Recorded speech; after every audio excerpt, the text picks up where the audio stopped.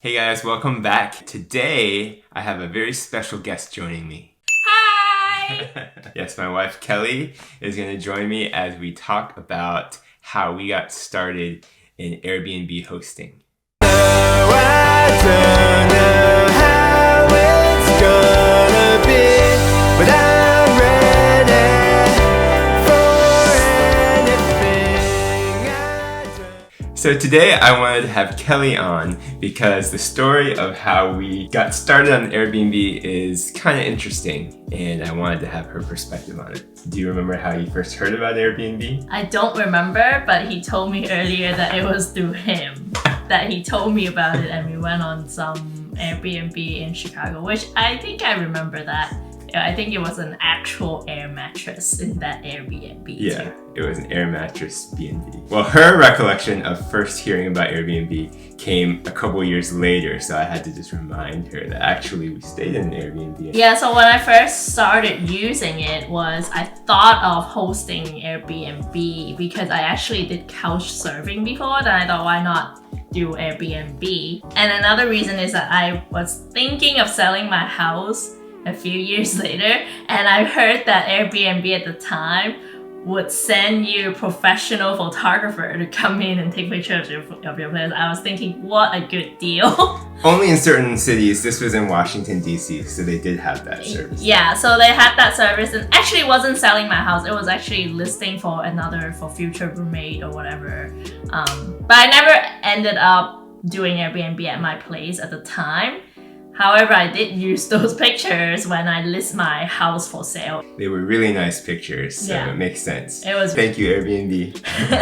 But later on, when we started hosting, was at another place, also in DC, with my brother. He quit his job and started doing other projects of his. So then he started Airbnb-ing. So the way I first heard about Airbnb was from a friend of mine who was telling me how much fun it was just to go look on the website and sort of like window shop or browse to see where you could travel to and different places you could stay at, interesting homes all over the world. And so it was just this pastime, and I never thought I would actually use it until I saw a friend of mine, a close friend, also on the platform, and that's when I realized, okay, maybe if she's using it and adopting it, maybe we'll give it a try. So yeah, I always thought I would use Airbnb to host because I did couch surfing anyway, but I don't think Max had the same thinking. Yeah, no, for me it was a lot harder. It was a step just to even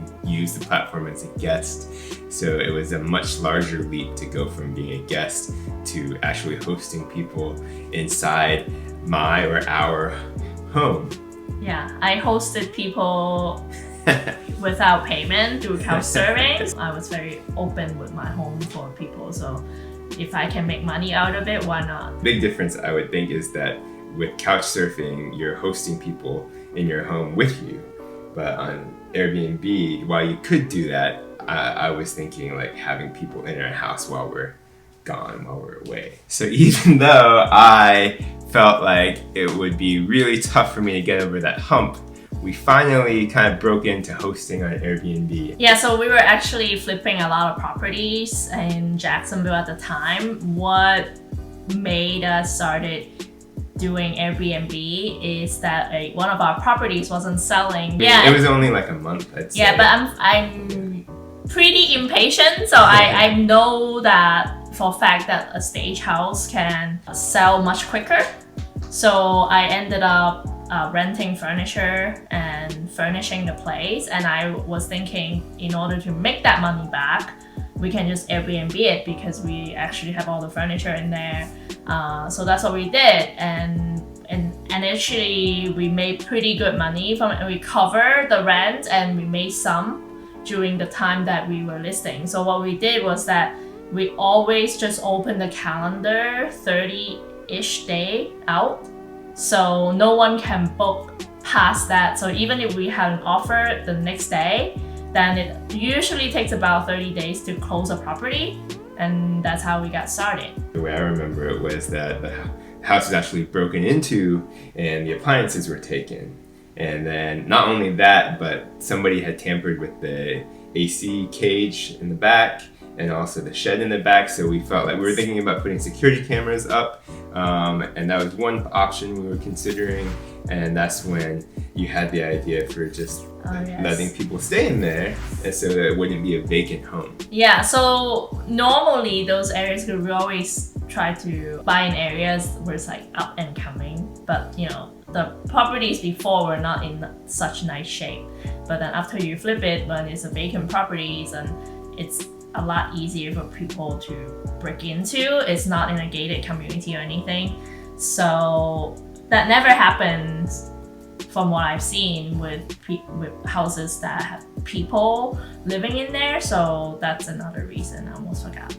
Yeah. So once we had it on Airbnb and we were getting a little bit of cash flow with that, it also was really helpful that nobody ever messed with that property again. And I wish I started it earlier, because the next property that we started listing, like I would list it fully staged immediately. So then actually there was a place that got sold the next day. It was like, I think within 3 days or something, then we already had an offer, so I didn't even have to open up the calendar more.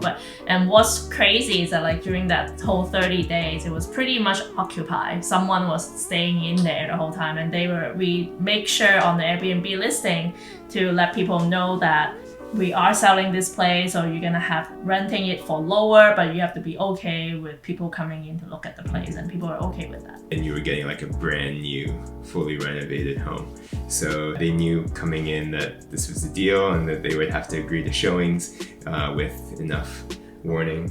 And so yeah, that worked out. So then from hosting people in our rental properties or investment properties, the final step was then to actually host people in, for me at least, our own personal home, especially since we had a kid and there was this very, private, and I was feeling strange to let somebody I didn't know come in while we were away to stay there. But we finally made that leap. She's looking at me like I'm crazy, but for me that was the crazy thing. And so we finally made that leap during one of our trips while we were gone for a couple weeks.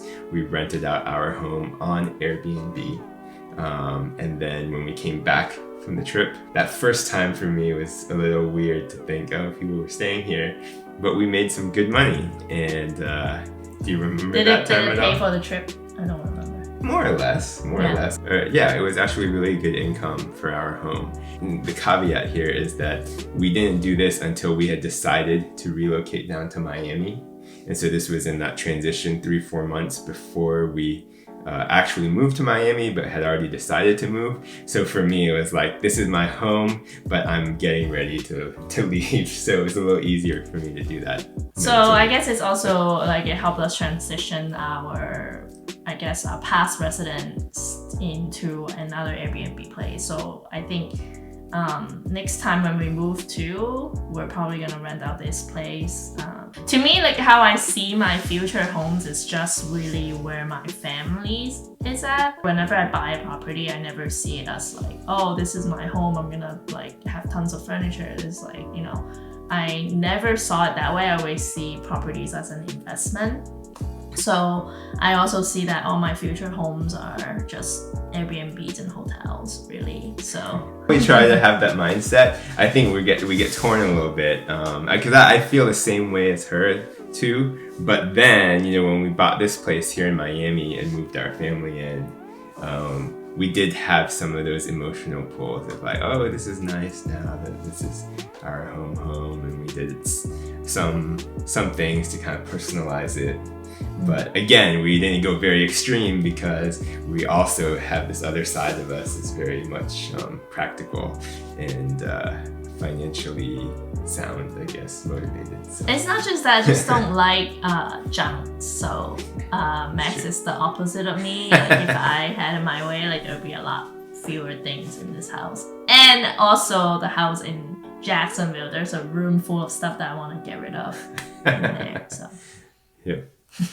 All right, well, that's how we kind of took each step closer to becoming, I guess, full-blown Airbnb investors. So if you enjoyed that video, please take a second to like and comment down below. And also consider subscribing and smashing that notification bell so that you'll see me next time. Why are you sorry already? I was just gonna. No, I just start stop with the it. intro. I always say You don't okay. have to say. You can just have like the thing slide over. What? So today I'm going to talk about